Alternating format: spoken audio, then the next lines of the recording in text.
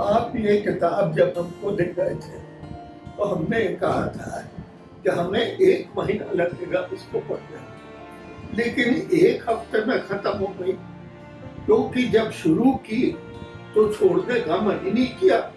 इतनी इंटरेस्टिंग तरीके से लिखी गई है कि उसको छोड़ने का मन नहीं करता।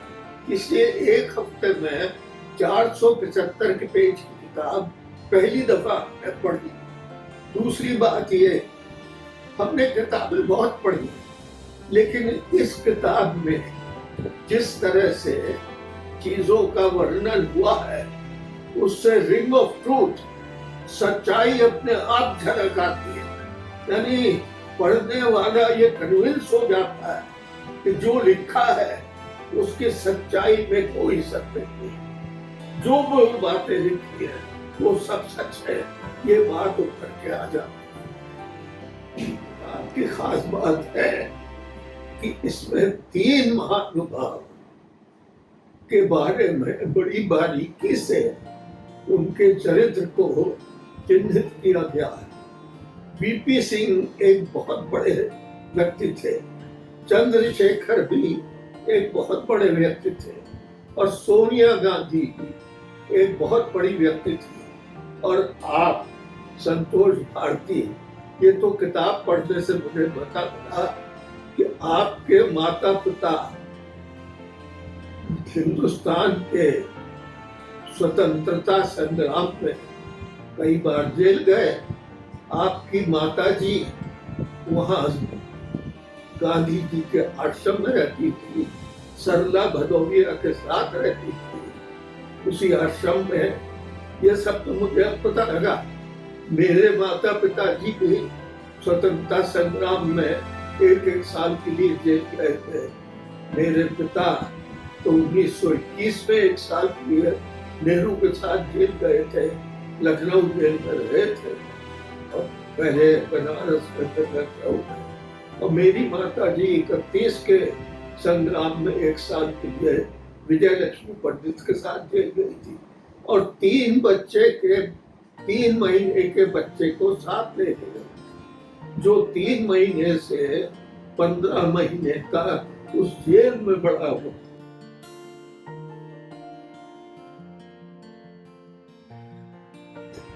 जिस तरह से सोनिया गांधी बनने वाली थी प्रधानमंत्री, उसमें तो हमने एक प्रेस स्टेटमेंट इशू किया था।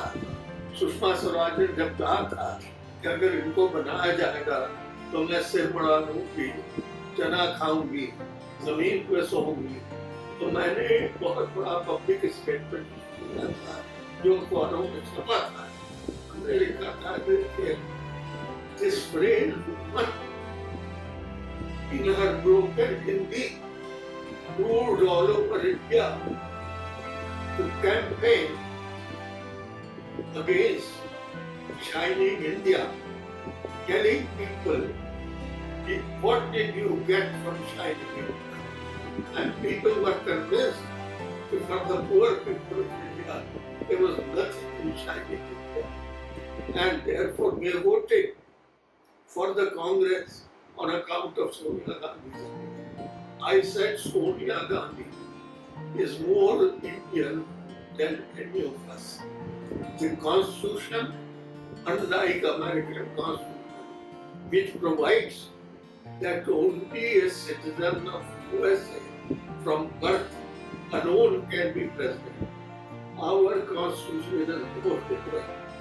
It, of course, you have to be a citizen, but you don't require to be a born citizen to be considered either for presidentship or for prime minister.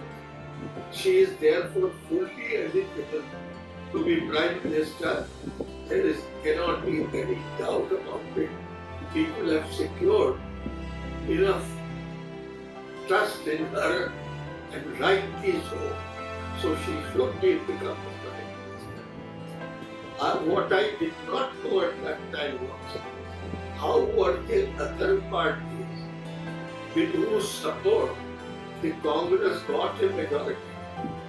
Who convinced them? I thought Sonia Gandhi was talk to them and convince them. I did not know about the role of VPC or Chandrasekhar in that role, particularly how VPC convinced by even forging his signature and telling him that you can make a report and I have to be arrested and sent to jail, which brought tears into Karunanidhi's eyes. And Karunanidhi signed the letter of support himself. Okay? These are facts which are so interesting and so telling that they ought to be known to everybody about the greatness of VP Singh. VP Singh, who had been removed by Sonia Gandhi's husband from her cabinet, from his cabinet, he supported Sonia Gandhi and tried to make her prime minister, almost made her prime minister. But I think she acted very wisely, even if the opinion given by her children about her security, even if it had no substance, the BJP would definitely have made an issue of a foreigner becoming prime minister. So, in my opinion, it was very wise of Sonia Gandhi to decline prime minister and appoint a person of her trust, a well-known economist, a most honest man who had been finance secretary in Janata period, and I knew him very well. He used to address me as sir, even after becoming prime minister, because he had been secretary, finance secretary at the time when I was no minister. Manmohan Singh is a great person of great humility and great intellect. He changed the economics of the country by his act of liberty when India was on the brink of an economic collapse. With Narasimha Rao's time, when Narasimha Rao made him finance minister.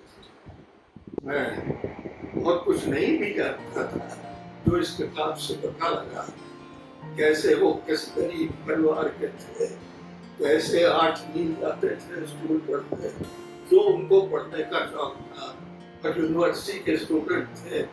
और एक CB Gupta से तो मैं बहुत दोस्त था। CB Gupta मुझको बहुत मानते थे, मुझको एडवोकेट जनरल नहीं बनाया, उनका मेरे ऊपर विश्वास ज्यादा था, कन्हैयालाल मिश्रा पे नहीं था। तो उन्होंने उनके बारे में जो लिखा है कि हम लोग नारा लगाते थे यूनिवर्सिटी के स्टूडेंट की चंद्रबार गुप्ता चोर है, नारा तो ये था मुंशी गुप्ता जुगल किशोर, ये तीनों भारत के चोर, यूपी के चोर, ये तीनों यूपी के चोर। अब वो नारा लगाने के बाद वो सीबी गुप्ता जहाँ पहुँचते थे तो सीबी गुप्ता कहते थे अच्छा नारा तो लगा चुके, अब तुम लोग सब भूखे हो गए, मैंने आदेश दे दिया 600 लोग का खाना बदला खाओ। देखिए उस जमाने के नेता ऐसे सीबी गुप्ता जिनको लोग नारा लगा रहे हैं चोर है, अब वो उनकी परवाह कर रहे हैं।